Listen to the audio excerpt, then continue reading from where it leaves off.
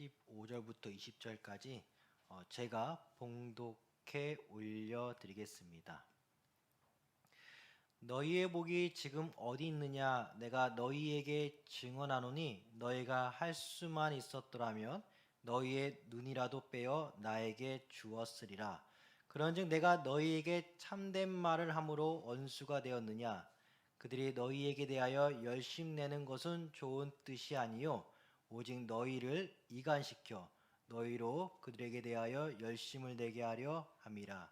좋은 일에 대하여 열심으로 사모함을 받음은 내가 너희를 대하였을 때뿐 아니라 언제든지 좋으니라.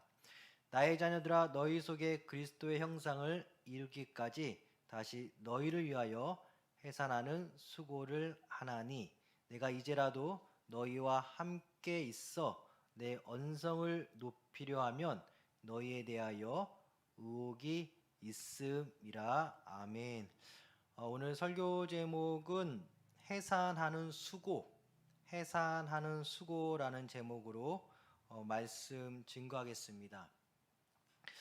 갈라디아서 4장 초반부 과거 경험을 상기시키는 말로 우리는 이해하고 있습니다. 과거 어떤 경험일까? 예수님을 모른 채 세상 이방신을 섬기며 말 그대로 원시적으로 살았던 예전 과거 기억을 소환시키고 있습니다. 하나님을 알지 못하고 약하고 천박한 세상 초등학문으로 돌아가려는 갈라디아 교회 교인들에게 호소합니다. 그래서 갈라디아서 4장 9절 보니까 이제는 너희가 하나님을 알 뿐 아니라 하나님이 아신 바 되었거늘 어찌하여 다시 약하고 천박한 초등학문으로 돌아가서 다시 그들에게 종 노릇하려 하느냐라고 나옵니다.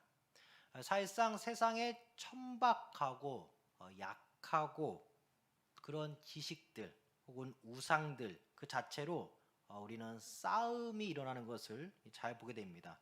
정말 쓸데없는 것을 가지고 싸우게 되죠. 서로 맞다 우기게 됩니다. 이런 모습 마치 어린아이들의 싸움과 같아 보이기도 합니다. 너무 불필요한 싸움, 즉 세상의 종노릇하는 것으로 이해되어집니다.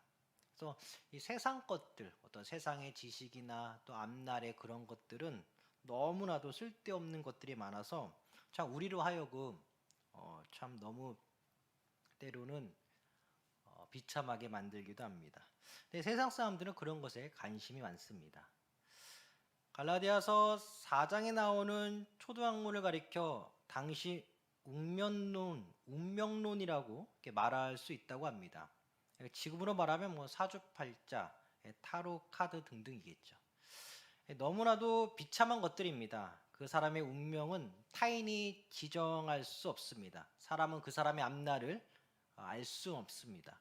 오직 나의 갈 길을 움직이고 인도하시는 분은 삼일체 하나님 뿐이십니다. 갈라디아 교인들, 일반 사람들, 예수님 만나기 전 과거 어떠한 모습입니까? 오늘 보면 조금 위로 올라가 갈라디아서 4장 8절. 그러나 너희가 그때에는 하나님을 알지 못하여 본질상 하나님이 아닌 자들에게 종노릇하였더니. 예수 믿기 전 우리의 모습이 어땠을까? 바로 세상의 종노릇하고 바로 사람의 종노릇하던 그 모습이었습니다.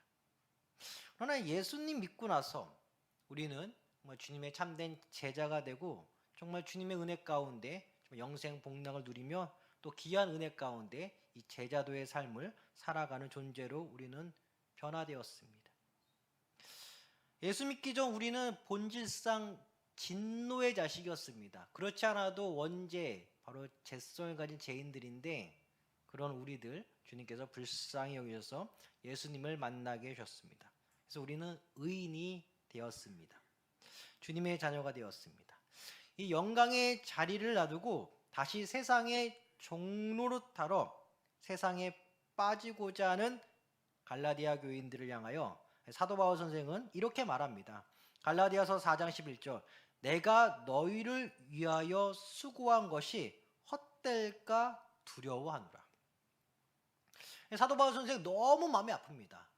복음으로, 말씀으로, 기도로 겨우겨우 이방 선교 어느 정도 했나 싶었는데 이 갈라디아 교인들이 다시금 세상으로 돌아가려고 하니 너무 마음이 아픕니다. 나의 수고가, 사도 바울 선생의 수고가 헛될까 두렵다라고 그렇게 말하고 있습니다. 그 수고가 마치 헛된 곳으로 돌아가는 것처럼 갈라디아 교인들이 다시 세상으로 돌아가려 합니다. 아니, 더 정확히 말하면 예수님과 세상에 적절히 양다리를 걸치려고 하는 것으로 보이기도 합니다. 사도 바울 선생, 나의 수고가 헛된 결과 될까봐 두렵다 말하고 있습니다.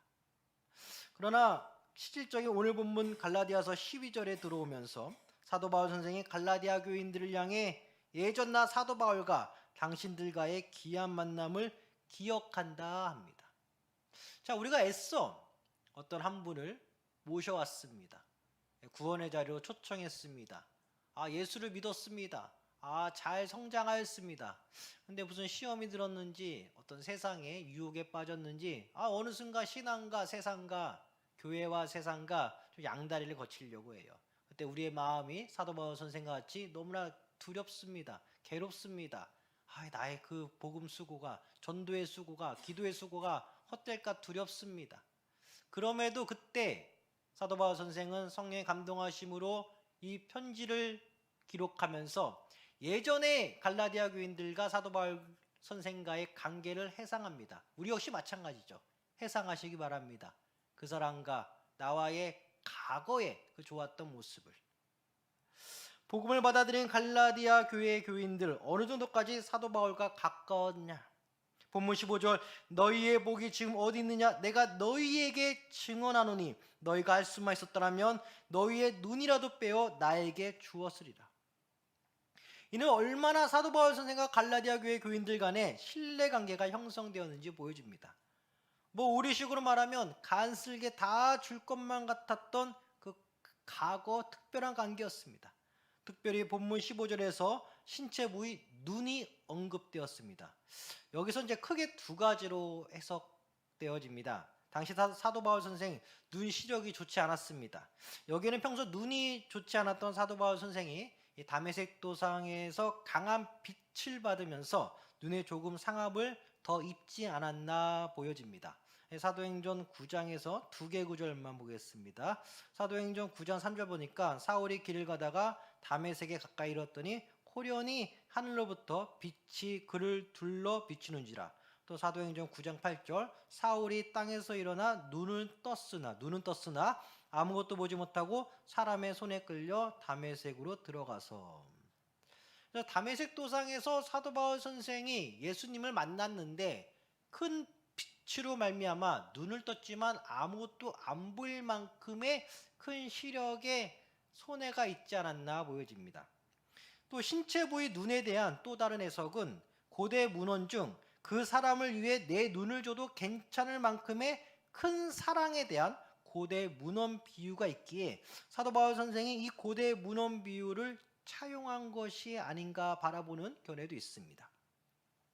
어찌되었건 갈라디아 교회 교인들과 사도 바울 선생의 예전 관계는 너무나 좋았습니다. 눈이라도 빼줄 만큼 말이죠. 그러나 지금 갈라디아 교회 교인들이 다시 세상으로 돌아가 세상 종로로 타려고 하니 사도 바울 선생이 기가 막히죠. 본문 16절에 보면 나 사도 바울은 너희 갈라디아 교회 교인들 향해 참된 말, 곧 진리의 복음을 전한 것뿐인데 이것으로 말미암아 우리가 서로 원수가 되겠느냐? 반문의 성격을 띤 말을 합니다. 본문 16절 그런즉 내가 너희에게 참된 말을 함으로 원수가 되었느냐? 또 본문 17절에 그들이 나옵니다. 이는 과거 일어난 사건을 언급하는 것으로 보입니다. 여기에서 그들은 이제 거짓 교사로 보입니다. 즉 다른 복음을 들고 나타난 자들입니다. 이 자들은 갈라디아 교회 안으로 침투하여 교인들끼리 서로 이간하도록 만들었습니다. 여기에 열심을 내던 자들입니다. 즉 사람들과의 갈등으로 말미암아 갈라디아 교회를 무너뜨리고자 한 거짓 교사들을 그들로 지칭하고 있습니다. 본문 17절 그들이 너희에게 대하여 열심 내는 것은 좋은 뜻이 아니요 오직 너희를 이간시켜 너희로 그들에게 대하여 열심을 내게 하려 함이라고 납니다. 그러면서 사도 바울은 좋은 일을 사모하고 열심히 하는 것은 권장할 만한 것이라고 본문 18절에서 말하면서 본문 19절을 보면 나의 자녀들아 너희 속에 그리스도의 형상을 이루기까지 다시 너희를 위하여 해산하는 수고를 하노니.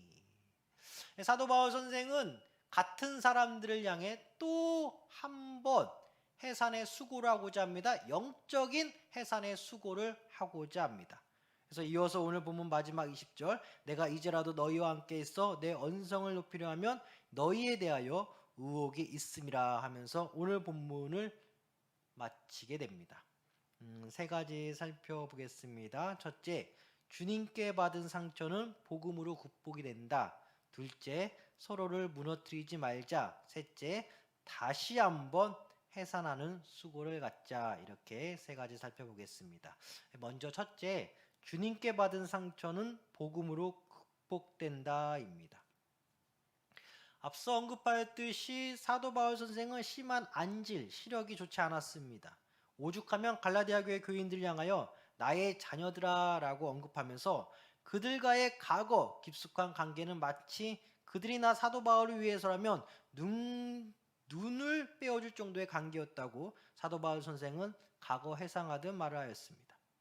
사도 바울 선생의 시력, 그렇지 않아도 책을 많이 본 사도 바울 선생이 눈이 안 좋았을 것이라 뻔히 예상되지만 다메섹 도상에서의 강렬한 빛이 직접적인 원인이지 않을까 하는 의견이 좀 많습니다.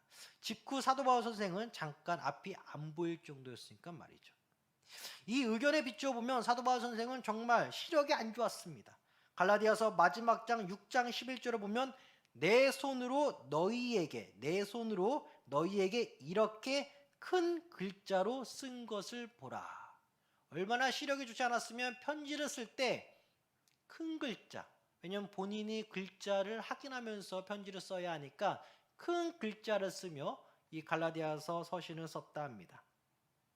이만큼 사도 바울 선생은 시력 좋지 않았습니다.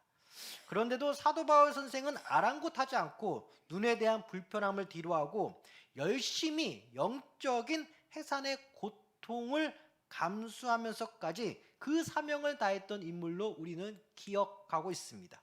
이런 사도 바울 선생에게 구원을 베풀어 주신 예수님은 그 예수님 자체로서 사랑의 대상이었습니다.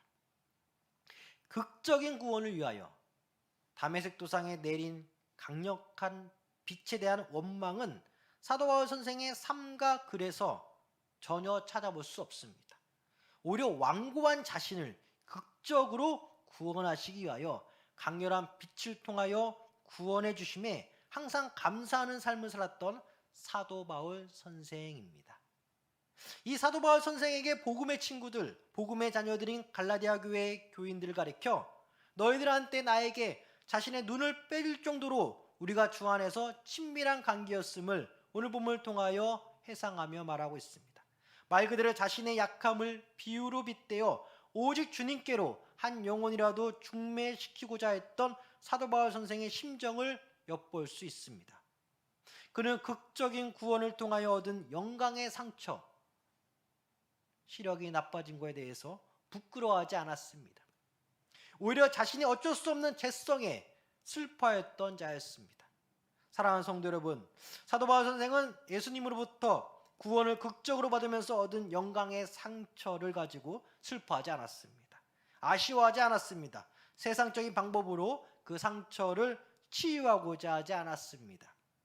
오히려 자신의 약점을 드러내면서까지 갈라디아 교회 교인들을 걱정하던 사도 바울이었습니다. 우리 역시 마찬가지입니다. 교회에서 받은 상처가 있다면 그것을 가지고 어느 누군가 건들면 바로 폭발하거나 바로 주눅들거나 해서는 안 됩니다. 주 안에서 받은 상처, 교회에서 받은 상처,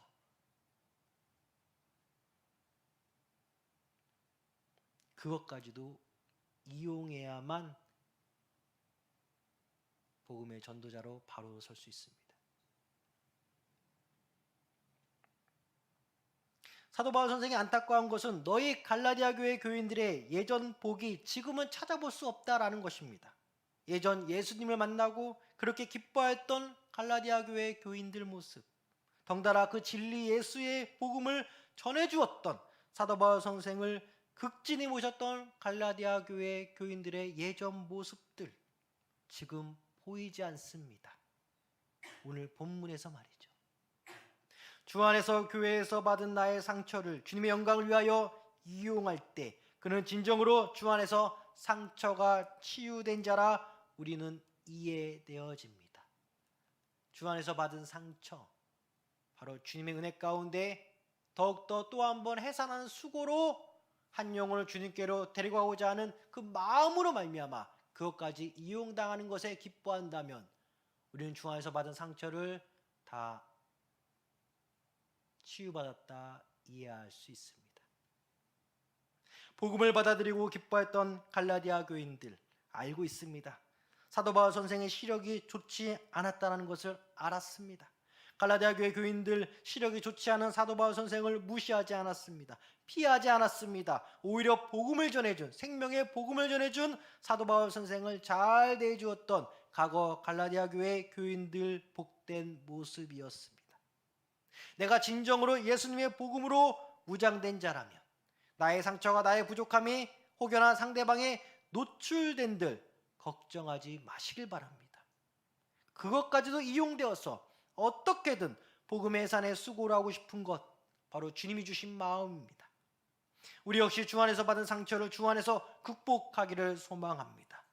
내가 복음으로 무장되면, 말씀으로 무장되면, 내 안에 예수 그리스도의 형상을 닮아가기까지 그 표대 삼아 끝까지 달려간다면 내가 주 안에서 받은 상처들까지 이용하면서까지 한 영혼에 대한 열망, 한 영혼에 대한 불쌍함만이 가득한 바로 그 심정이 우리에게 투영될 줄 믿습니다.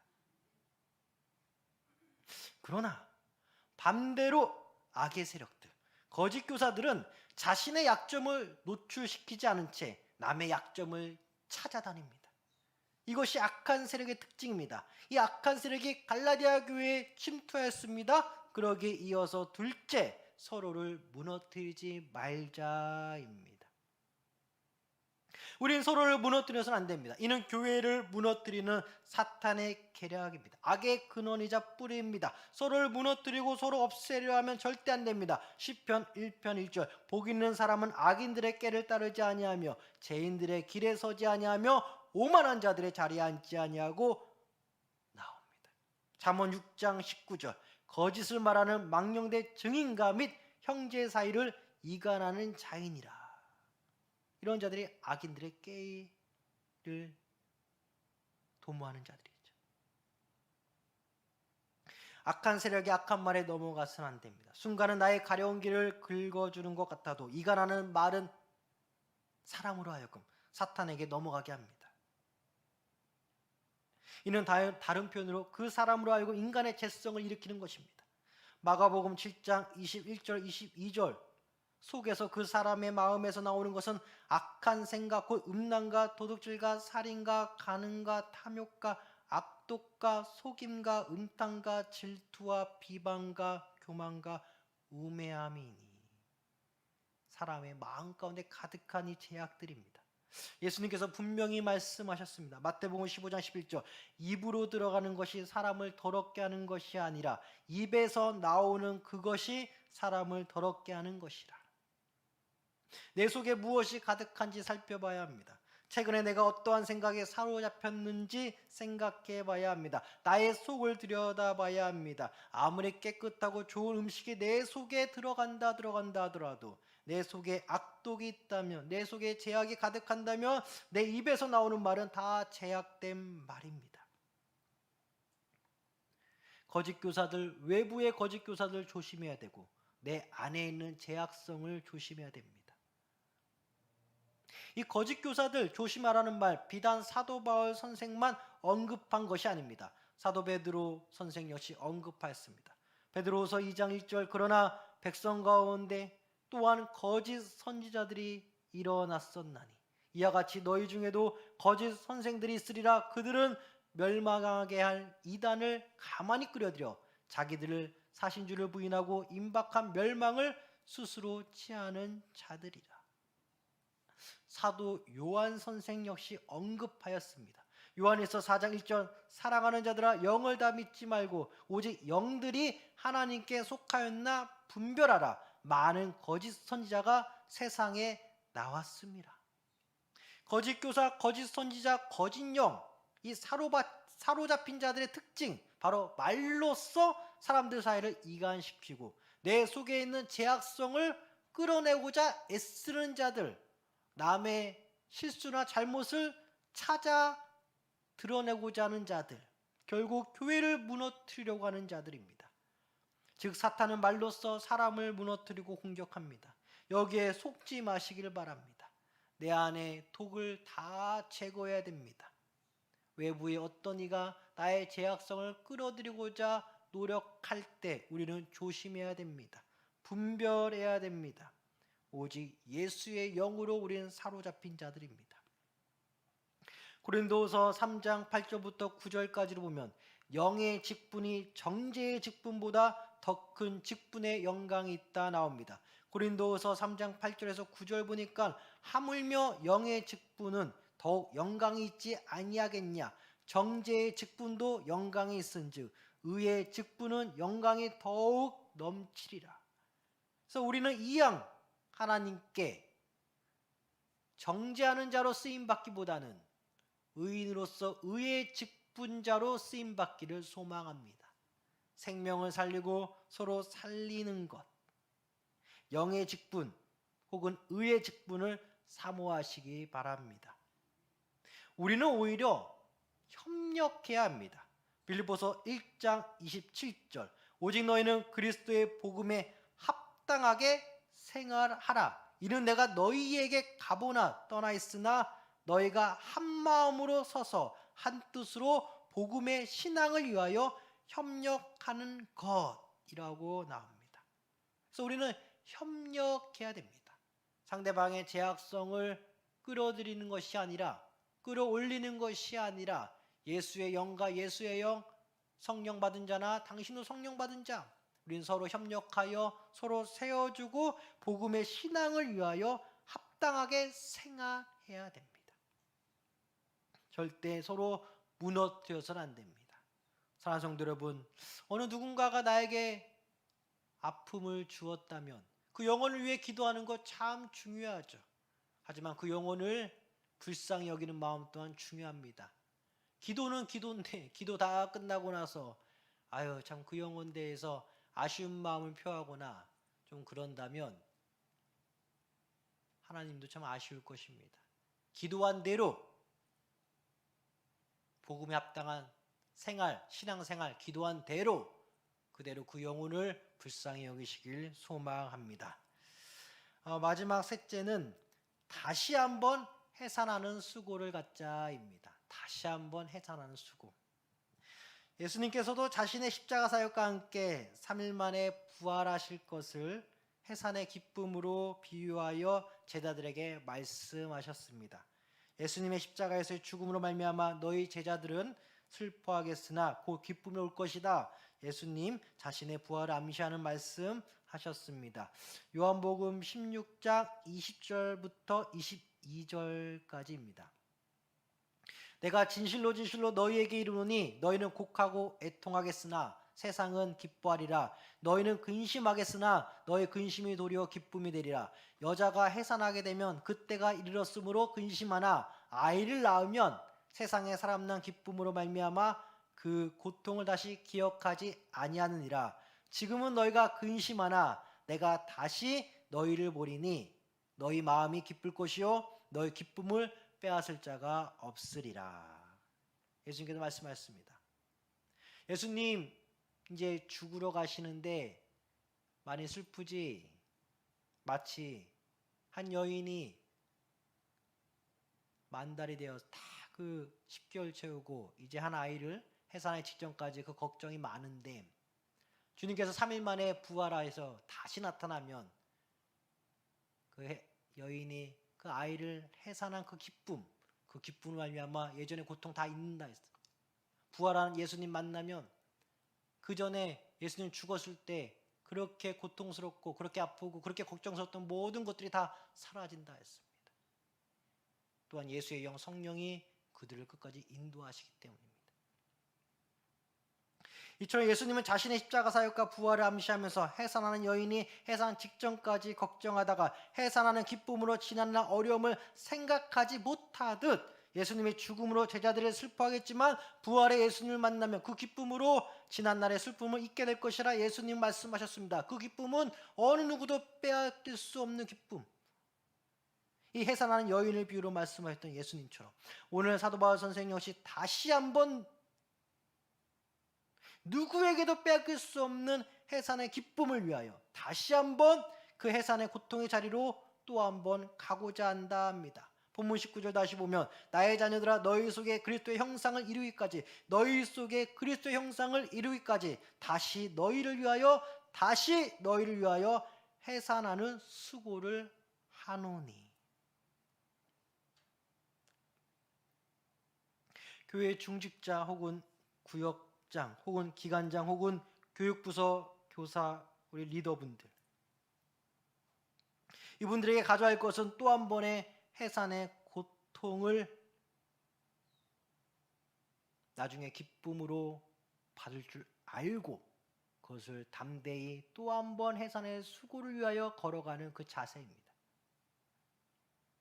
마지막 기쁨의 영광을 위하여 그때는 그 지나간 고통을 다 잊는다 했는데 성도들 마음속 가운데 우리 구역원들 마음 가운데 기관원들 마음 가운데 우리 사는 성도님들 마음 가운데 그리스도의 형상을 이루게 하기 위한 영적 해산의 고통을 다시 한번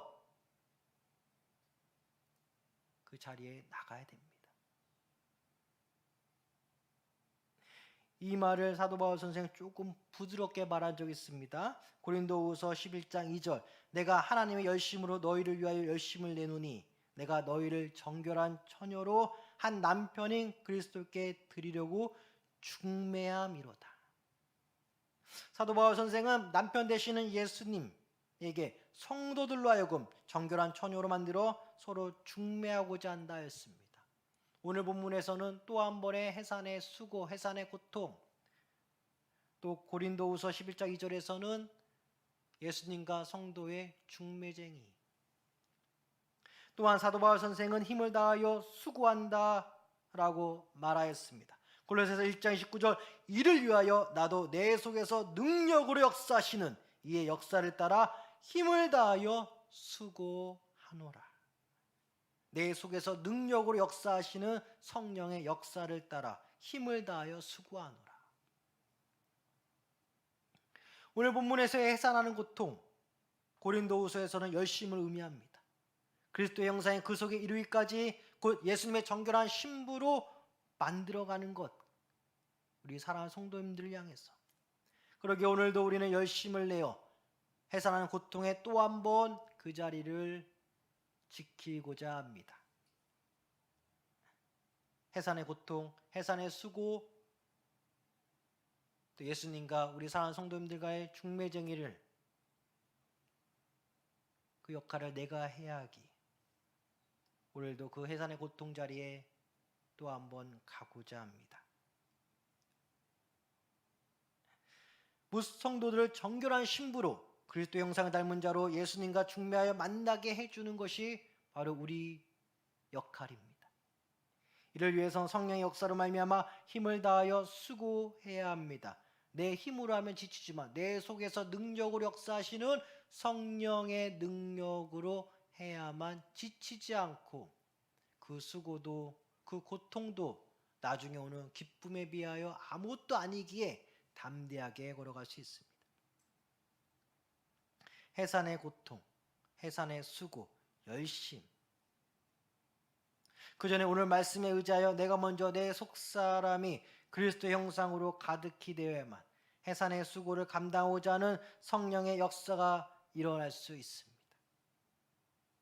그러기 항상 기도하기는 주 예수 그리스도를 표대 삼아 오직 내 속사람이 강건하여지고 주님의 형상을 담고자 하는 열망으로 가득 차기를 가장 먼저 기도해야겠습니다. 내가 먼저 예수의 사람이 되고 그 이후에 해산의 고통, 해산의 수고, 중매쟁이. 우리 사랑하는 중직자 여러분, 우리 사랑하는 구역장 여러분, 우리 사랑하는 우리 교회 리더 여러분, 내년 24년도 다시 한번 뜁시다. 다시 한번 해산하는 고통, 해산하는 수고 다시 한번 뜁시다. 하나님께서 여러분들에게 아무에게도 빼앗길 수 없는 기쁨 주실 것입니다. 그때는 우리가 수고한 거 다 잊어버리는 거예요. 해산한 여인이 아이를 보고 해산의 고통을 다 잊었던 것처럼 지난 고통을 잊을 만큼 말할 수 없는 천국의 기쁨이 우리 사랑하는 여러분들에게 면류관으로 다가올 것입니다. 마지막으로 우리 사랑하는 성도님들, 우리 사랑하는 구역장님들, 중직자 여러분들, 사랑하는 리더 여러분, 내년 24년도 다시 뜁시다. 해산하는 수고 다시 합시다. 해산하는 고통 다시 겪읍시다. 기쁨으로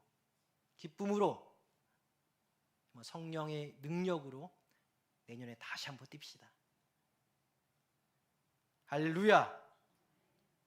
기도하겠습니다.